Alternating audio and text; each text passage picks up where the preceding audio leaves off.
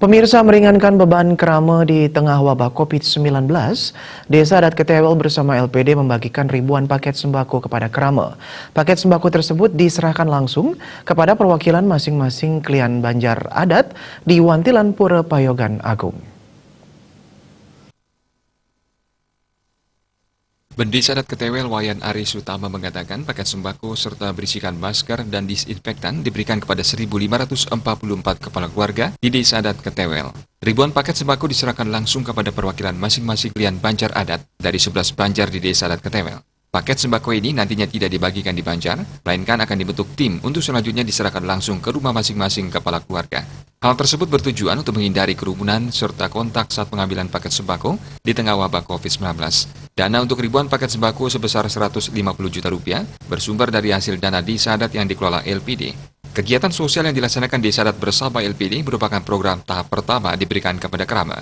Selanjutnya, bantuan serupa akan kembali digelontorkan kepada kerama pada bulan berikutnya. Selain membantu pemerintah dalam mempercepat penanganan wabah COVID-19, kegiatan ini juga untuk membantu meringankan beban hidup kerama. Banyak kerama desa yang telah terkena PHK dan menutup usahanya akibat COVID-19, sehingga menjadi kewajiban Desa Adat dan LPD membantu kerama yang sedang mengalami kesusahan dalam pemenuhan kebutuhan hidup. Jika kondisi ini berlangsung dalam kurun waktu yang lama, pihaknya akan menganggarkan dana miliaran rupiah untuk membantu kerama desa.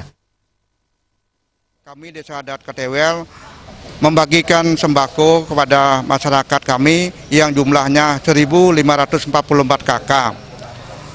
Penyerahan sembako ini merupakan rasa keprihatinan kepada masyarakat dalam hal ini tidak bisa bekerja, diisolir karena untuk membantu pemerintah dalam program pencegahan penyebaran virus COVID-19.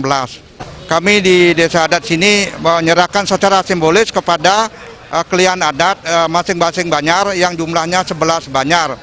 Di masing-masing Banjar ada tim sendiri untuk menyerahkan ke masing-masing kakak supaya masyarakat tidak berkerumunan di Banjar untuk pencegahan COVID ini. Selain sembako, kita bagikan disinfektan, masker, dan selanjutnya ada tahap berikutnya penyerahan sembako yang lebih lengkap.